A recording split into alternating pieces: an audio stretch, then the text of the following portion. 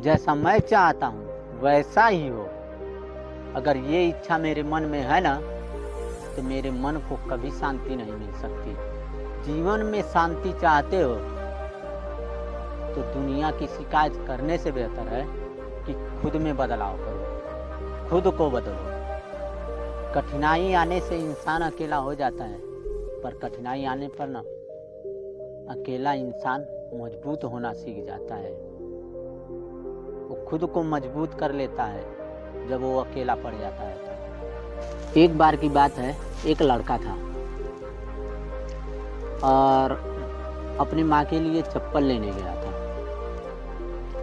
जब दुकान पर पहुंचा तो देखा कि दुकानदार ने देखा कि लेदर का जूता पहना हुआ है और अच्छे खासे से पॉलिश भी किया हुआ था, और लड़के का लहजा थोड़ा बोलचाल गांव लायक था।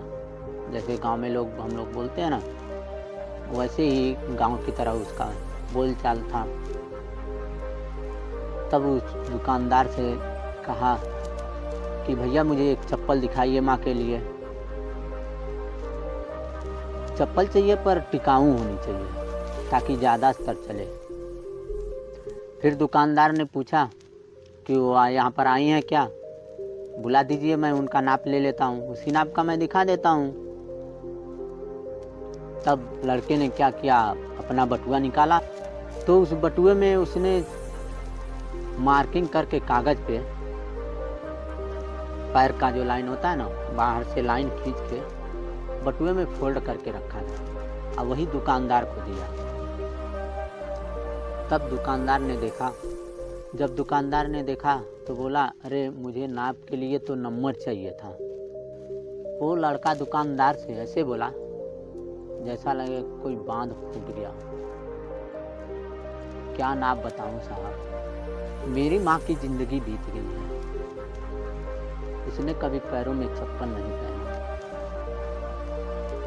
माँ मेरी मजदूर है, कांटों पर चल के, झाड़ियों में चल के, ईंटों पर चल के, कंकड़ों पे चल के उसने मुझे पढ़ाया है।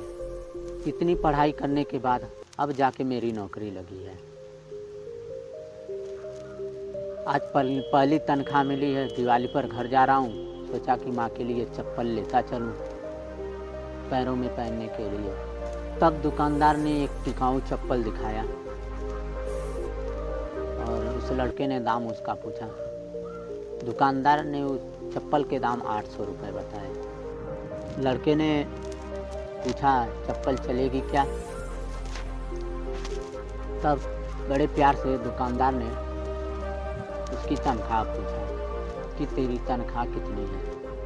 तब लड़के ने बताया, अभी मेरी तनख्वाह 12,000 रुपये है, जिसमें से 7 से 8,000 खाने पीने में, रहने खाने में चला जाता है और 3,000 माँ के लिए। तब उसने सोचा 800 रुपये कहीं ज़्यादा तो नहीं है।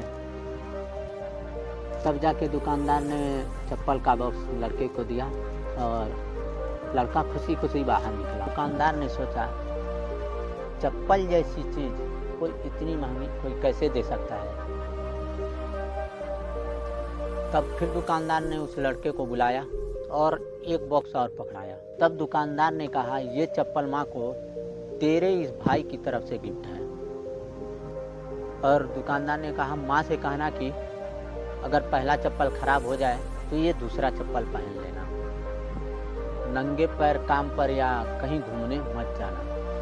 दुकानदार और उस लड़के की आंखें भर आई।